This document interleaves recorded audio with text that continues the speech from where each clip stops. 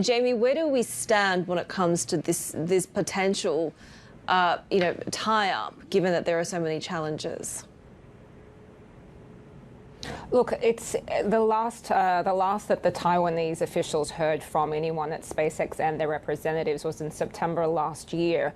And in the month that followed, Musk had said that Beijing itself had made clear to him that it was very concerned about the way that Starlink was used to help the Ukrainians circumvent, alleged Russian hacking of their internet. So, the Taiwanese are very suspicious or wary, I guess, of Taiwan, of SpaceX's intentions and the authenticity behind this campaign, because they know that Musk is so connected to China, and anything that he would do that would help Taiwan in the event of a war with China is something that they don't really have complete confidence about. So right now, SpaceX isn't saying anything, so we're still waiting to see where things are going. But the Taiwanese aren't going to wait. They're going to look at other options as well.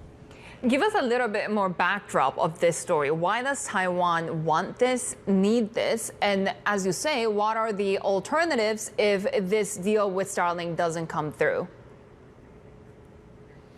So right now there are 14 undersea cables that surround Taiwan and connect it really to the rest of the world. In February this year, 2 vessels flying Chinese flags severed 2 of those cables. And the aftermath of that, some of the islands that are closer to China were literally left without barely any internet. And it was a really clear example to Taiwan about its dire communication needs. And so it's definitely, they don't have a lot of options. They're an island. They can't run a cable like Ukraine has done sort of over the land to neighboring countries. So they really would be relying on satellites, if not undersea cables, for their connectivity. So they've gone on this big campaign and exploratory missions. They've gone to the US, they've gone to the UK. They've spoken to partners or vendors, including OneWeb, which is based in London, and Project Kuiper, which is Amazon's satellite initiative, to see what their options are.